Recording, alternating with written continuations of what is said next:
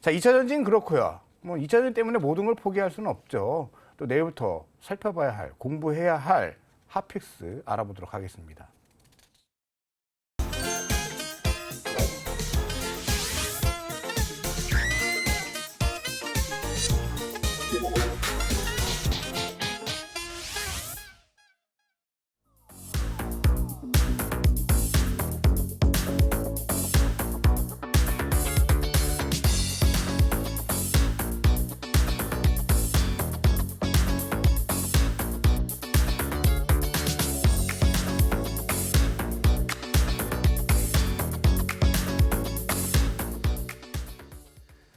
자, 4년 만에 구제역 발생이 됐습니다. 동물 의약품주들이 오늘 강세를 보였네요.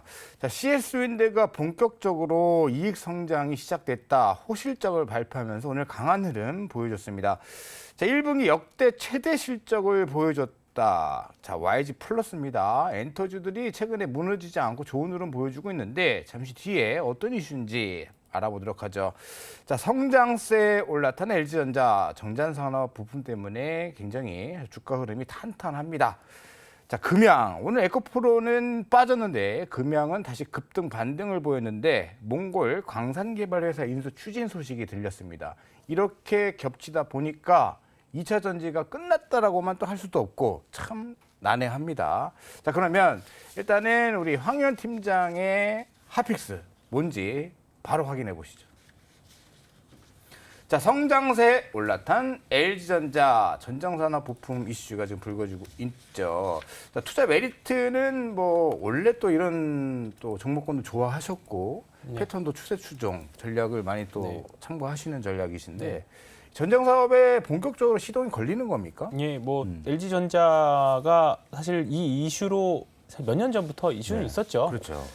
그래서 사실 LG전자가 이제 가전업체에서 자동차 부품 회사로 바뀐다라는 그 스토리는 계속 뭐 한 몇 년 됐습니다. 근데 이제 그게 본격화되는 게 올해부터 시작해서 내년을 이제 향해서 가는 건데요.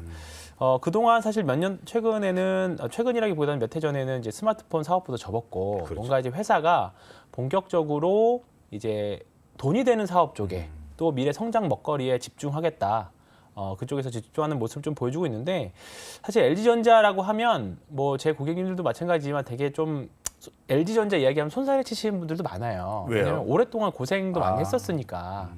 근데 이제 LG전자가 확실히 작년 말 올해 초부터 주가 흐름을 보시면 아시겠지만 언제 모르게 이렇게 좀 많이 올라왔죠. 다른 종목들이 변동이 큰 거에 비하면. 그리고 추세도 굉장히 좋게 잘 만들어내고 있는데 내용들을 좀 뜯어보면 이제 확실히 앞서 말씀드렸던 이제 B2C, 그러니까 우리가 그 전자제품 회사가 LG전자가 만들어서 TV나 뭐 이런 가전제품 만들어서 소비자들한테 팔잖아요. 근데 이제 본격적인 B2B 회사로 가는 거죠. 뭐냐면 자동차 부품은 결국은 소비자한테 직접 파는 게 아니라 전기차를 만드는 그런 회사들한테 파는 거니까 이제 그런 회사로 좀 이제 규모의 경제도 되고 좀 성장 동력도 많이 될 수 있는 그런 부분들이 됩니다. 그래서 올해부터 본격적으로 이제 LG전자가 좀 새롭게 태어난다 이렇게 보시면 될 것 같습니다. 좋습니다.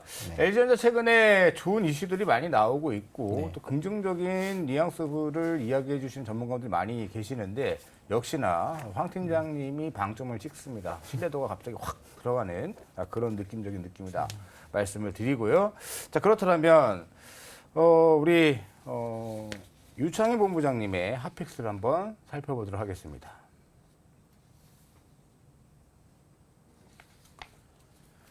네, 1분기 역대 최대 실적을 기록한 YG 플러스. 지금 최근에 YG 엔터가 주가 흐름이 좋고, 뭐 다 좋아요. 하이브도 좋았고, SM도 뭐 더 이상 무너지지 않는 모습이고, 특이하게 1분기 아니 역대 매출을 최대로 기록한 요인을 어디서 봐야 됩니까?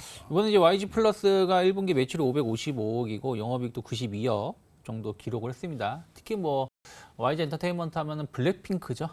블랙핑크가 상당히 호실적을 기여해줬다. 뭐 대만에서 암표로 판매가 됐을 때 진짜요? 암표가 1,700만 원 막 이런 얘기가 나오니까요. 그러니까 그럴 정도로 지금 해외에서는 블랙핑크 인기가 많다라고 보시면 될 것 같아요. 그리고 또 하나는 뉴진스 등 하이브 관련된 아티스트 관련해서도 음반을 그 YG 플러스가 맡고 있거든요.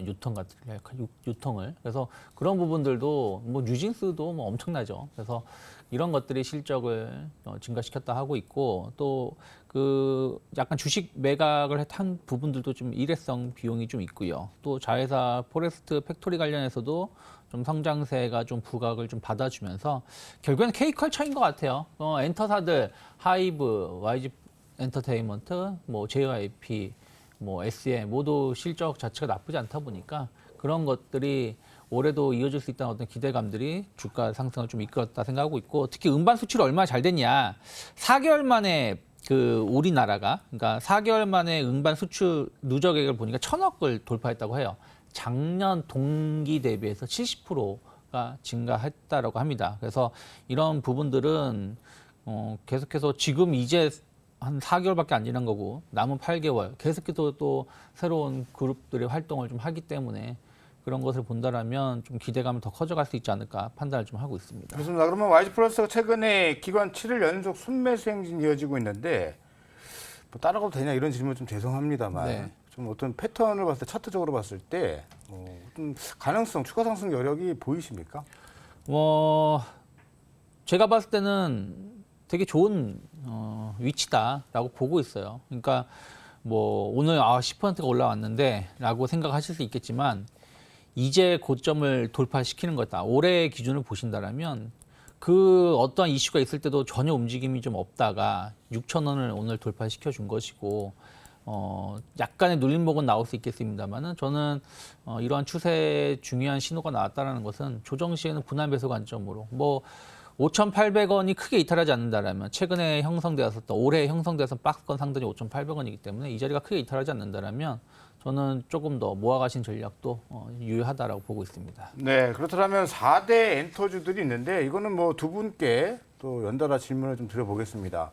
YG 플러스도 좋고 각자가 또 좋아하시는 또 아이돌 그룹들이 있을 거 아닙니까? 근데 두 분의 시선에서는 어떤 엔터주를 가장 좋게 보는지 속마음 한마디씩 부탁드리겠습니다.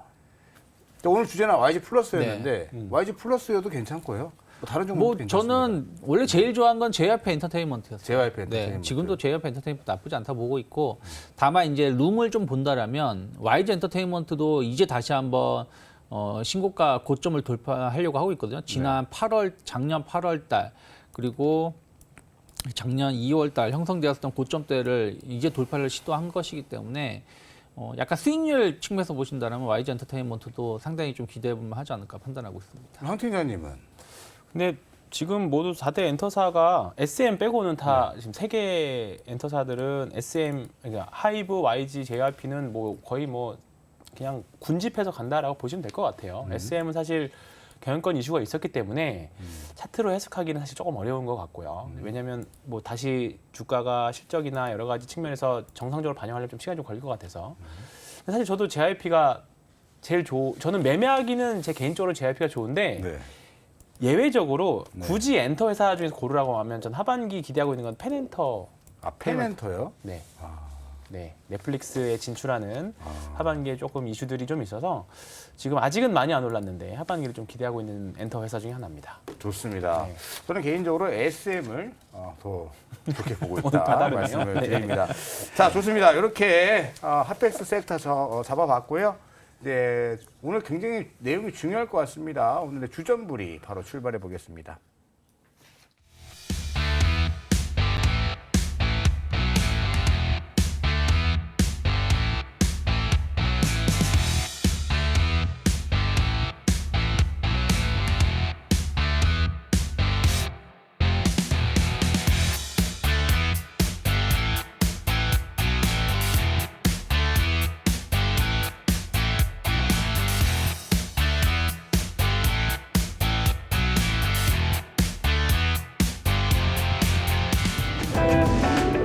이로운 경제 채널 EBC